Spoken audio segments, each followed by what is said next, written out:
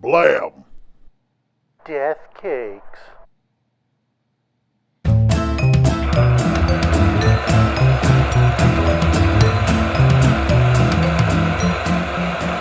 Welcome to another episode of Movie Morons. I'm Jackson, and this is my awesome co-host Holden. Hey, you guys! All right, guys, we are pumped today because today we get to talk about our favorite movies of the year that's gone past, 2015. And boy, were there a lot of them, weren't there? There was a lot of movies. There was a lot of movies. Some were bad, and some were very good. Yes, very good. Great, might I say?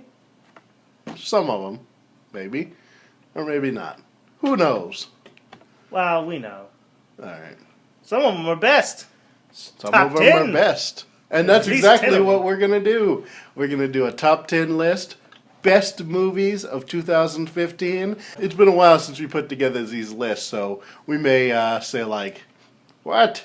Fantastic Four was at number 5? Best movies? No, I doubt that. Yeah, how do you want to do this? All right, well, we'll go ahead and start off with our number 10 picks. What do you have at number 10, Jackson? I have Dragon Ball Z Resurrection F. That's right. This ain't no Dragon Ball Evolution. This was a cartoon movie made by the original creator, Akira Toriyama, coming back here, bringing back one of the series' most iconic villains. This movie, it came out in the theater, so it counts. I saw it in the theater. The theater was packed. And it was an awesome experience, and it was a good movie. Might I say it was probably the best Dragon Ball Z movie. I'm going on a limb here, but I'd say it's the best Dragon Ball Z movie. Oh, the best Dragon Ball Z movie? The best Dragon Ball Better Z. than your favorite movie, Dragon Ball Evolution? Better than Dragon Ball Evolution. Oh, by a mile. Oh. Okay. Yeah, and they added, a couple new transformations, things like that. So yeah, I thought it was really good. I thought the main thing that impressed me about this movie, which no other Dragon Ball Z movie generally does, every other Dragon Ball Z movie has the same formula where like Krillin and Piccolo and all those guys get their asses kicked until Goku shows up, and then Goku kicks everybody's ass. Yes. This movie, I think it gave all the characters a little bit of a balance. You still had that formula, but at least it gave Krillin and Piccolo and Gohan, Master Roshi, all those characters something cooler to do while they were waiting around for Goku. Yep, they got to fight just like armies. Just an army of people. It was armies this of- Avengers level badassness. Yeah, armies of Frieza's men and stuff like that. And they all took them all down pretty easily, too, I would say. But Yeah, pretty Yeah. easily. And that was impressive. I like that. yeah, it was just a bunch of ass kicking. Vegeta is proud. What was your number 10? My number 10 pick is a small movie. It was What We Do in the Shadows. A New Zealand vampire found footage movie, I suppose. Not necessarily found footage. Documentary style. Fake documentary style. Mockumentary. If you will.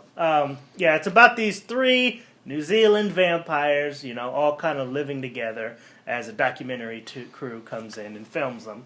And, it was really funny. It's hilarious. It's kind of from the same people that do Flight of the Conchords, that type of stuff. The guy that directed it is actually going to direct Thor Ragnarok.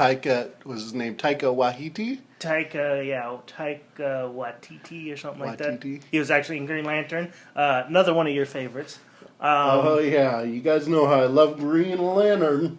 Yeah, it was just really hilarious. I thought the ideas were really cool, just like how that they were New Zealand vampires, know, and I thought it was really funny. I know we watched it together.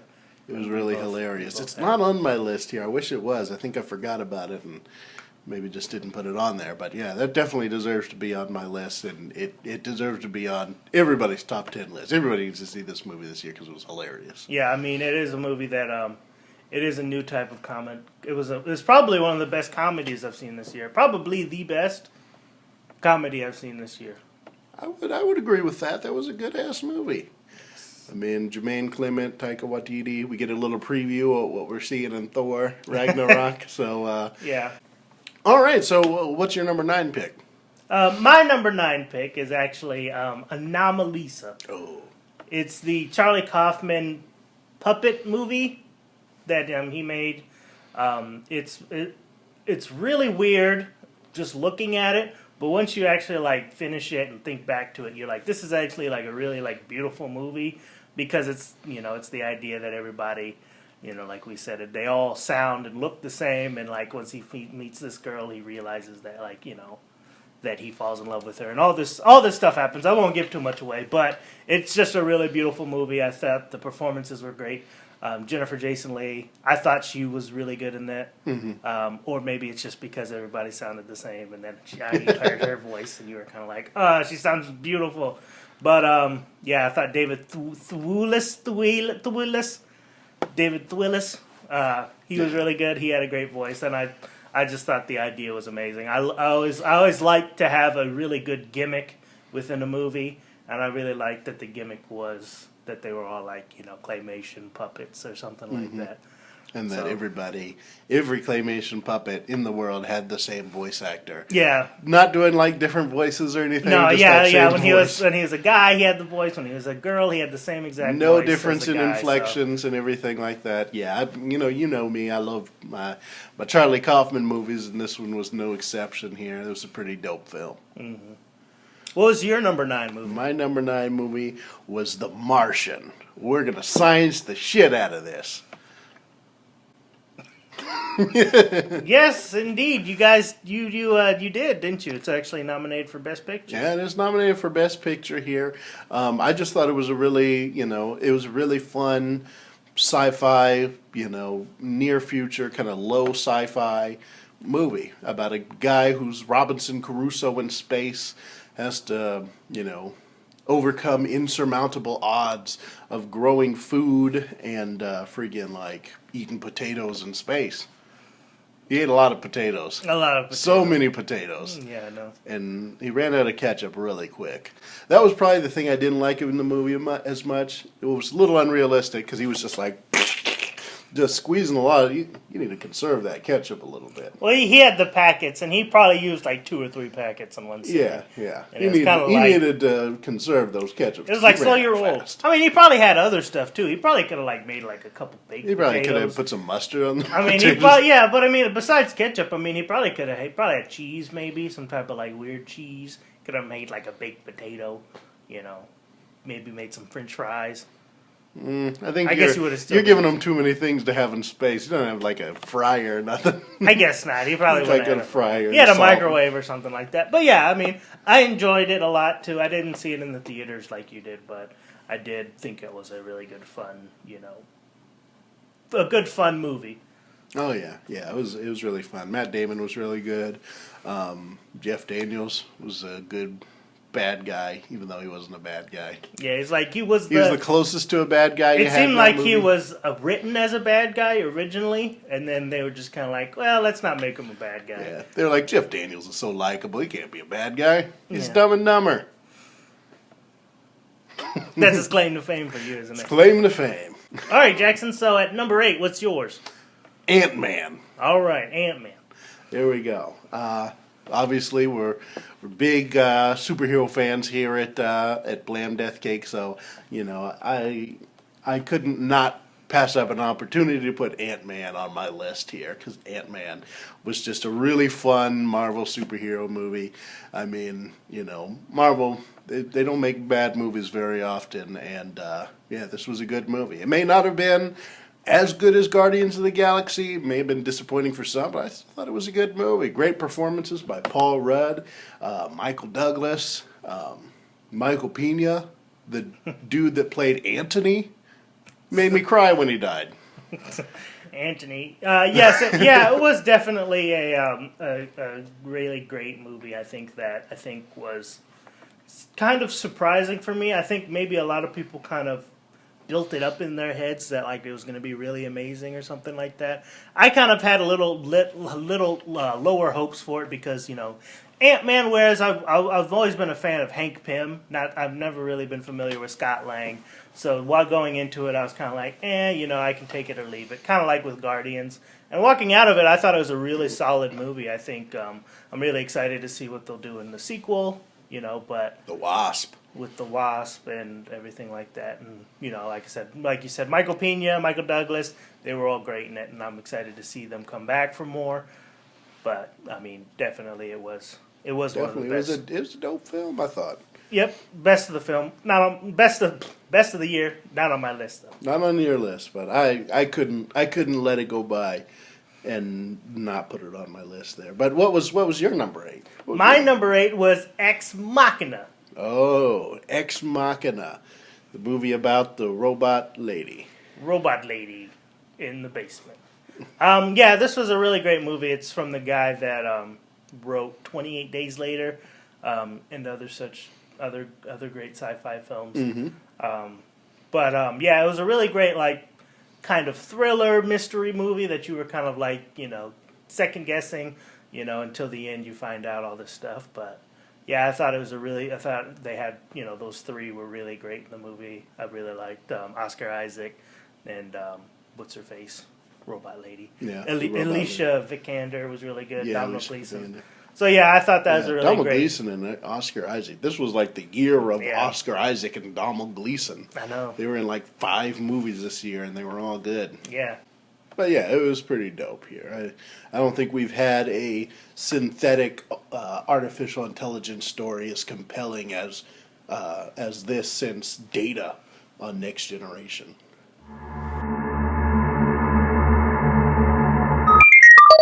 All right.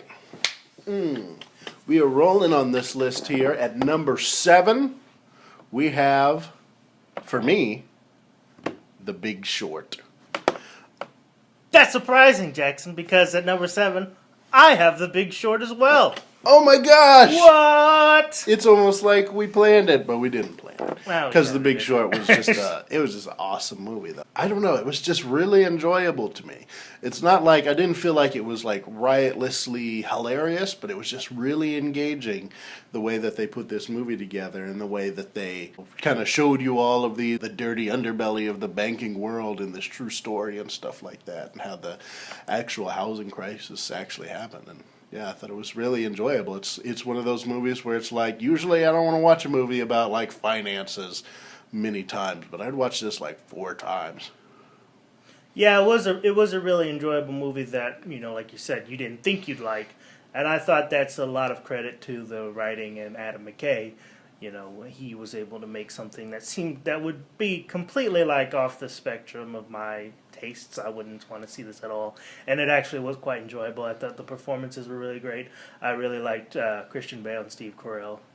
Steve Carell, I think, was my favorite of the movie. Yeah. He kind of gave a really cool, a really great angry kind of man performance. He seemed very angry a lot, but yeah, he was really good in the movie. What was your number 6, Holden? Well, my number 6 was Straight Out of Compton, the biopic movie about NWA group. This was actually a movie I enjoyed quite a lot. I thought the performances were really great. I thought F. Gary Gray directed it, very well. I thought the standout was the guy that played Jason Easy. Mitchell, guy that played Easy. I thought he did a really great job with it.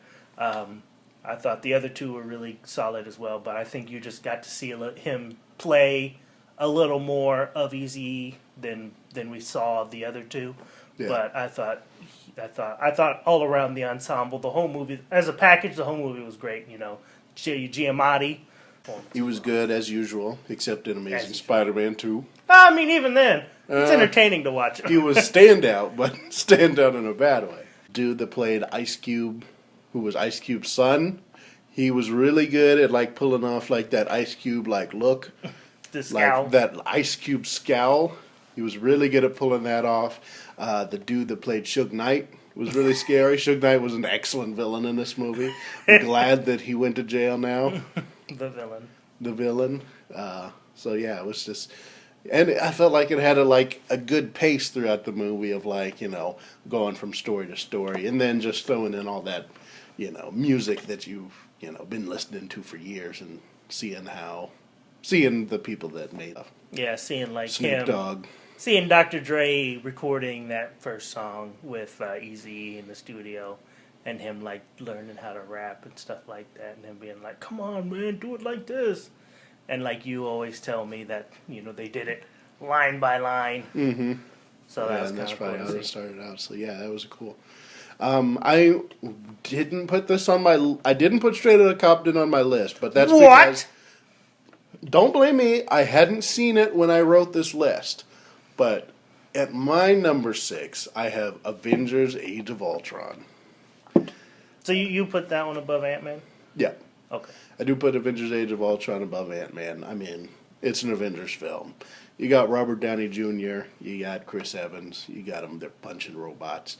I mean, it's awesome. I mean, sure, this Avengers movie was disappointing this year because, I thought it was just going to be excellent. I think it fell short of the first one, but, I mean, it was still awesome. You had Robert Downey Jr. getting in a bigger Iron Man suit, punching the Hulk in the face. I mean, how am I not going to put a movie where Robert Downey Jr. is punching the Hulk in the face in a bigger Iron Man suit on my top 10 movie of the list here? And, Yeah, definitely. I thought it was very enjoyable as well. Like you said, maybe slightly disappointing just because it had some problems. It wasn't a perfect movie, but yeah, you thought still maybe it the would Avengers. You thought it would probably be head and shoulders better than the first one, but it wasn't. But I mean, it was still very enjoyable. I had a fun time. I mean, I think I saw it twice in the theater. So. Oh yeah, and I thought James Spader was, I thought he was really good as Ultron. He kind of pulled off that, creepy man. I mean, speaking of AI stories, he kind of pulled off that, creepy, crazy robot really well. Yeah.